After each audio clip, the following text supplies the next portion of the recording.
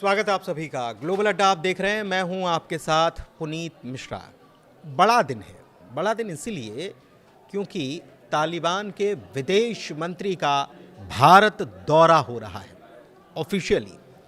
और इसके पहले उनका दौरा था रूस में, मॉस्को में जाकर एक बैठक की उन्होंने। और इस दौरे से जुड़े कई सवाल भी खड़े हो रहे हैं। सवाल इसीलिए क्योंकि रूस तालिबान को दे चुका है मान्यता। तो जब विदेश मंत्री यहाँ पर आ रहे हैं, वो भी 5-6 दिन का दौरा है उनका, तो इस 5-6 दिन के दौरे के दौरान क्या भारत तालिबान को मान्यता दे सकता है? ये बहुत बड़ा सवाल है, मौजूद सवाल है और हर तरफ तैर भी रहा है।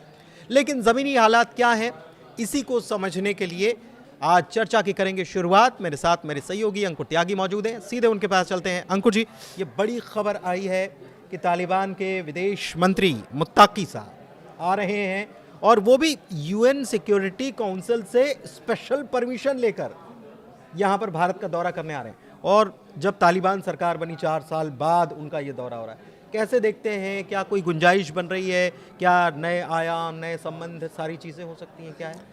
देखिए, दुनिया बदली है पुनीत। पिछले 1 साल में तो ये कहें कि पूरी दुनिया बदली। डोनाल्ड ट्रंप ने टैरिफ लगाए, यूक्रेन रशिया का युद्ध ख़त्म नहीं हुआ और पाकिस्तान अमेरिका के गोद में एक तरह से जाके बैठ गया, खुद ही बैठ गया जाके।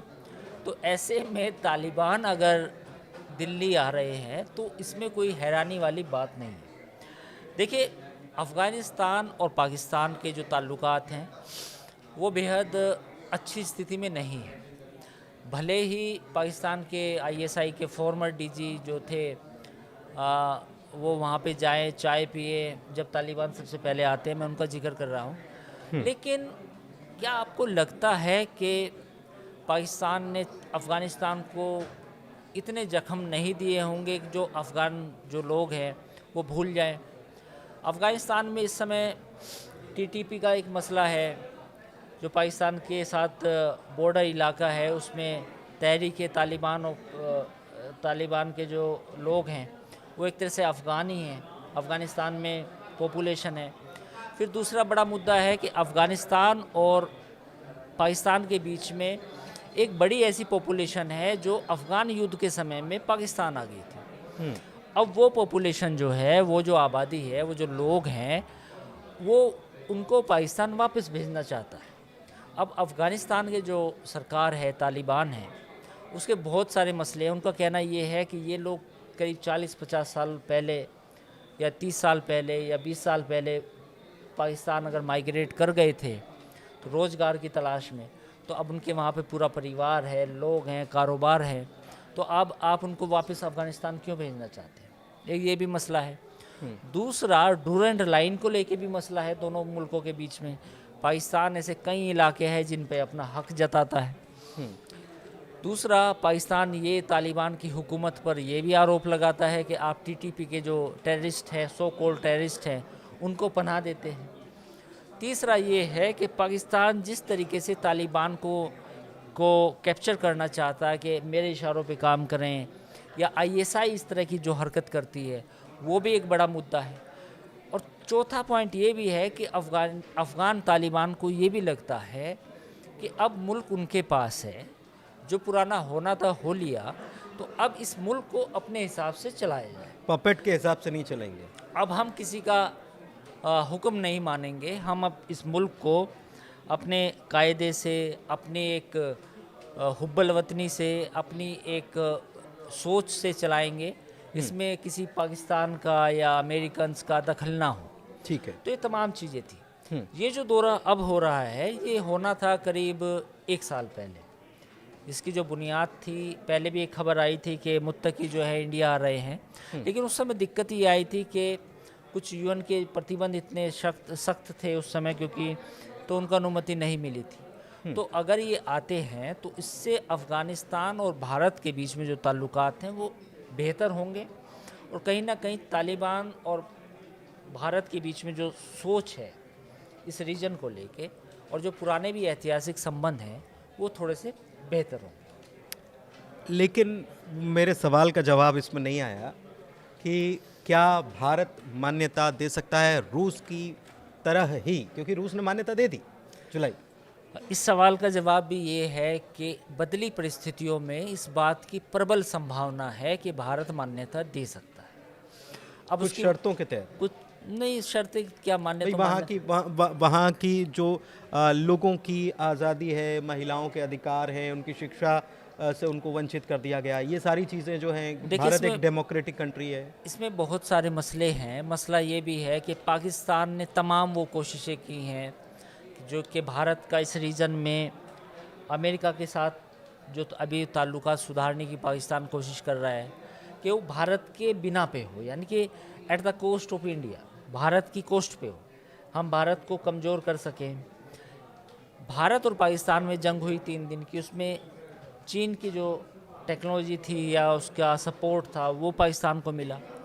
तो ऐसे में नेचुरल है कि अगर कोई हमारे किसी पड़ोसी के साथ संबंध बेहतर होते हैं या हमें उसे मान्यता देनी पड़ती है, तो भारत इस बारे में गंभीरता से सोच सकता है, और मेरा मानना है कि भारत को सोचना भी चाहिए। विचार कर रहे होंगे, क्योंकि हाँ, आपने कहा कि 1 साल पहले हाँ, से ये दौरा, लेकिन ये दौरा हो रहा है, कल वो आ रहे हैं, और इससे पहले सवाल ये है कि वो मॉस्को में थे और वहाँ पर एक सुर में, क्योंकि एक मीटिंग हुई जिसमें चाइना भी था, रशिया भी था, पाकिस्तान भी था, और सबसे बड़ी बात कि हिंदुस्तान भी था, और सब लोगों ने मिल कर के एक सुर में एक बात कही, नाम नहीं लिया उन्होंने बगराम का, लेकिन एक सुर में एक बात कही कि अफगानिस्तान में अगर किसी की भी गैर एशियाई क्षेत्र के व्यक्ति की या किसी देश की मौजूदगी होती है, वो काबिल बर्दाश्त नहीं। बेसिकली अफ़गानिस्तान ने भी उसी समय वाजे कर दिया था ये बात, जब डोनाल्ड ट्रंप ने ये कहा था, जो अमेरिका के प्रेसिडेंट हैं, कि बरगाम एयरबेस अमेरिका को चाहिए।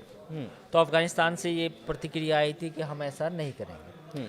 तो उन्होंने कहा था कि अंजाम बुरा होगा और नुकसान। उन्होंने तो कहा था कि हम जो चाहते हैं वो ले भी लेते हैं, या तो वो आराम से दे दें, मोहब्बत से दे दें, वरना अमेरिका लेना जानता है। उन्होंने इस तरह के कुछ अल्फाज यूज़ किए थे। उसके बाद फिर तालिबान जो नींद से जागा, नींद में था वो जागा, उसको लगा कि ये तो मामला कुछ और हो सकता है। अमेरिकन्स अगर फिर आ गए तो उसमें फिर अमेरिकन्स आएंगे, फिर पाकिस्तान भी आ जाएंगे। तो फिर उसके बाद तालिबान अफ़गान ने रशिया से संपर्क साधा और वहाँ पर उन्होंने दौरा करा, और फिर ये जो बात आप कह रहे हैं वो हुआ। दूसरा, फिर भारत का नंबर आता है। अफ़गानिस्तान को भी लगता है कि भारत ने अफ़गानिस्तान में डेवलपमेंट किया, कोई पॉलिटिक्स नहीं की, कोई अनस्टेबल करने की कोशिश नहीं की, चाहे वो हामिद करज़ई की सरकार हो। और तालिबान की जब हुकूमत आई तो उसके खिलाफ भी भारत ने कोई ऐसी मोर्चाबंदी नहीं करी। अपना दूतावास सबसे पहले बंद करने का काम हिंदुस्तान ने किया था, वहाँ लेकिन दिलचस्प बात यह है, मैं पढ़ रहा था 2022 में, 2021 में ये सब हुआ, 22 में सबसे पहले ह्यूमन एड पहुंचाने का काम, वैक्सीनेशन, तमाम चीज़ें पहुंचाने का काम हिंदुस्तान ने किया, सबसे पहला मुल्क। उससे अलावा पुनीत में आपको हैरानी वाली बात होगी, भारत से चावल जाता है, गेहूं जाता है, और वाया वाघा बॉर्डर जाता है पाकिस्तान के होते हुए। तो ये सारा सामान, आज भी दवाइयाँ जाती हैं, तो पाकिस्तान से ट्रेड बंद है वाघा पर, लेकिन वो ट्रेड शर्तों के साथ, जो पाकिस्तान की शर्तें हैं कि भाई हम इतना ट्रांजिट टैक्स लेंगे, सिक्योरिटी चेकिंग होगी, तमाम तरह की चीज़ें हैं, तो वो अफ़गानिस्तान आज भी जाता है भारत से। तो ये एक सहमति है। तो अफ़गानिस्तान को भी लगता है कि भारत से इतना हम ट्रेड कर रहे हैं, और भारत ने हमेशा मदद भी की है। और रही बात पाकिस्तान की, तो पाकिस्तान की जो खैबर पख्तूनवा में जो हरकतें हैं, बलूचिस्तान में भी कुछ इश्यूज़ है उठाता है पाकिस्तान, और फिर डूरंड लाइन का भी मसला है। तो ये तमाम दिक्कतों के बावजूद हमें अगर भारत के साथ बेहतर अपने रिश्ते करें तो उसमें बुराई क्या है, उसमें हर्ज क्या है। और अफ़गानिस्तान के आज भी काफ़ी लोग नई दिल्ली में रहते हैं, ऐसी बात नहीं है, जो या तो टूरिस्ट वीज़ा पे आते हैं या इलाज कराने आते हैं, मेडिकल वीज़ा पे काफ़ी लोग आते हैं।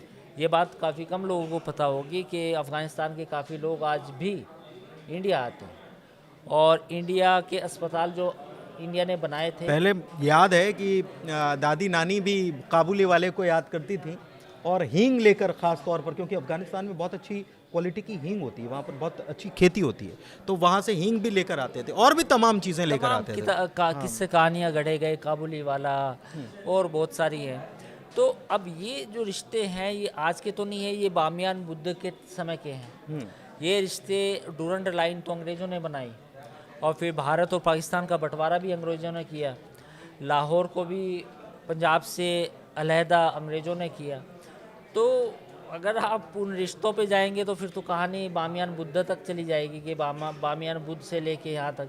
और अब तो तालिबान की खबर ये भी आई थी कि वो बामियान बुद्ध को रिपेयर करना चाहते हैं, क्योंकि अगर बामियान बुद्ध की जो मूर्ति हैं वो रिपेयर हो जाती हैं या वो पुराने स्वरूप में लौटती हैं तो टूरिज़्म से अफ़गानिस्तान को कितना फ़ायदा पहुंचेगा ये अफ़गान को भी, शायद तालिबान को भी अंदाज़ा नहीं होगा। तो ये तमाम बातें हुई हैं। तो मुझे लगता है कि इसमें अब मुत्तकी को भी लगता है, जो उनके विदेश मंत्री है, कि अब जो लड़ाई मारधाड़ जो भी हिंसा होनी थी वो हो चुकी है, अब मुल्क चलाना है। मुल्क जब चलाना होता है तो उसमें करेंसी की वैल्यूएशन भी देखी जाती है कि वो इतनी डिवैल्यू ना हो जाए कि पूरी दुनिया में उसकी कोई वक़्त ना रहे।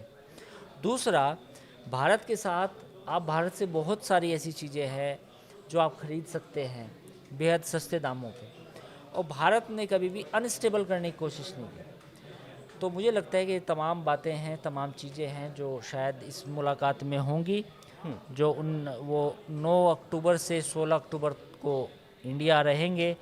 तो दौरा भी काफ़ी लंबा है, आपने देखा। मैं वही कह रहा हूँ। तो वो तमाम सारी चीज़ें हैं, वो देखेंगे, महसूस भी करेंगे कि 5 दिन में जब वो यहाँ पे आएंगे तो बातचीत कई लेवल पे भी होगी, और साथ ही मुझे लगता है कि वो देखेंगे कि अफ़गानिस्तान के लोग यहाँ इंडिया अपना इलाज भी कराते हैं। वो तमाम तरह की चीज़ें हैं जो अफ़गानिस्तान को फ़ायदा पहुँच सकता है। वहाँ हो सकता है हिंदुस्तान से कुछ सीख समझ कर भी जाएं, सीखेंगे भी, समझेंगे भी कि भारत के साथ जो रिश्ते पुराने ताल्लुकात रहे हैं। तो मुझे लगता है कि ये अच्छा कदम है। और रही बात भारत सरकार की जो मान्यता की बात आपने कहा, तो मुझे लगता है कि भारत सरकार खुद जो भी नीति बनाने वाले हैं लोग हैं, वो इस बात की गंभीरता को समझेंगे कि अगर तालिबान को मान्यता दी जाती है तो इससे कोई ज़्यादा फ़र्क नहीं पड़ेगा आज के समय में, क्योंकि हर देश ने अपने हित के हिसाब से काम किया है, कोई भी हो। आसपास आप पूरा रीजन उठा के देख लीजिए। ठीक है, तो कुल मिलाकर मुत्ताकी साहब आ रहे हैं और ये बात तो तय है कि उनकी ये पूरी कोशिश होगी कि मान्यता मिल जाए, उनकी ये पूरी कोशिश होगी, क्योंकि 5-6 दिन का दौरा है, दौरा बड़ा लंबा है। क्या निकलेगा दौरे में, इस पर नज़र बनी हुई है। फिलहाल चर्चा को यहीं विराम देते हैं। चर्चा कैसी लगी बताइएगा ज़रूर। ग्लोबल अड्डा को प्यार देते रहिए। बहुत शुक्रिया।